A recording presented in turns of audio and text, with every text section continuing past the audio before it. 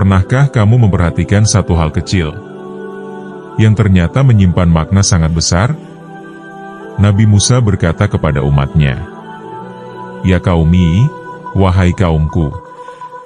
Tapi Nabi Isa berkata, "Ya Bani Israel, wahai anak-anak Israel." Bukan kaumku, bukan saudaraku, tapi panggilan dari jarak. Apakah ini hanya pilihan kata? Atau ada makna?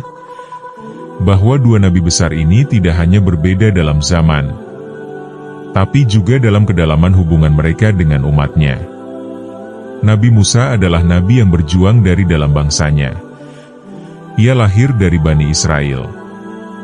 Ia tumbuh di istana musuh, tapi kembali kepada kaumnya dan berkata, "Aku dari kalian."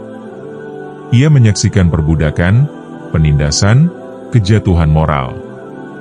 Dan ia tetap berkata, "Kaumku." Nabi Isa berbeda. Ia juga lahir dari Bani Israel. Tapi ia tidak pernah dipanggil oleh bangsanya. Ia dituduh, ditolak, dan direncanakan untuk dibunuh.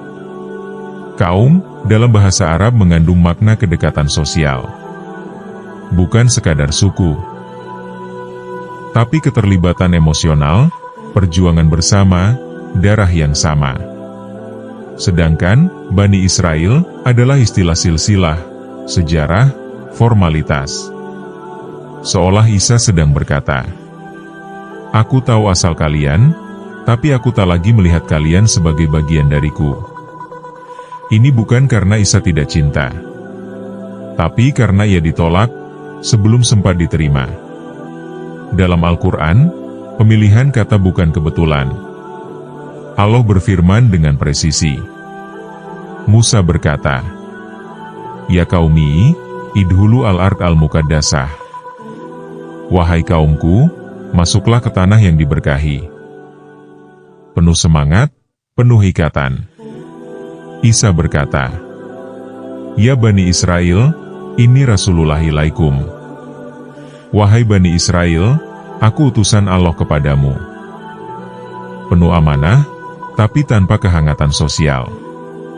Seakan Allah ingin menunjukkan bahwa setiap nabi punya cara menyapa umatnya, berdasarkan nasib mereka di tengah umat. Nabi Musa, dari dalam, reformis orang dalam.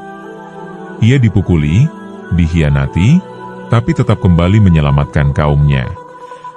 Nabi Isa, dari luar. Utusan ilahi untuk orang-orang yang berhati tertutup. Ia bicara kepada hati yang mengunci telinga. Perbedaan sapaan itu adalah cermin dari perbedaan nasib spiritual dua nabi terhadap umat yang mereka bawa. Kaumi menunjukkan rasa memiliki. Bani Israel menunjukkan rasa terasing. Musa adalah nabi perjuangan kolektif. Isa adalah nabi kesendirian dan pengorbanan. Musa naik gunung dengan 70 pengikut. Isa naik ke langit sendiri. Hari ini, banyak orang hanya mau menyapa umatnya kalau mereka dipuji. Tapi Musa tetap bilang, "Kaumku," meski mereka menyakitinya. Dan Isa tetap menyeru, "Wahai Bani Israel," meski tahu mereka akan menolak. Ini bukan tentang kalimat. Ini tentang hubungan antara hati seorang nabi dan umatnya. Pertanyaannya sekarang, jika kamu punya kebenaran, dan kaummu menolak, apakah kamu tetap akan menyeru mereka? Jadi ya, ini bukan sekadar kata-kata. Ini adalah sejarah luka. Ini adalah strategi ilahiyah. Ini adalah isyarat spiritual tentang cinta, jarak, dan pengabdian.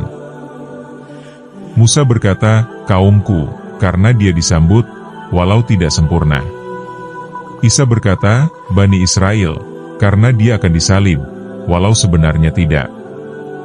Dan di antara dua panggilan itu, kita belajar bahwa dakwah bukan soal diterima atau tidak, tapi soal ketulusan menyeru, meski tahu akan ditolak.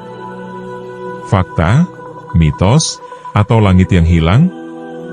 Semua tergantung, apakah kamu siap mendengar panggilan dari para nabi.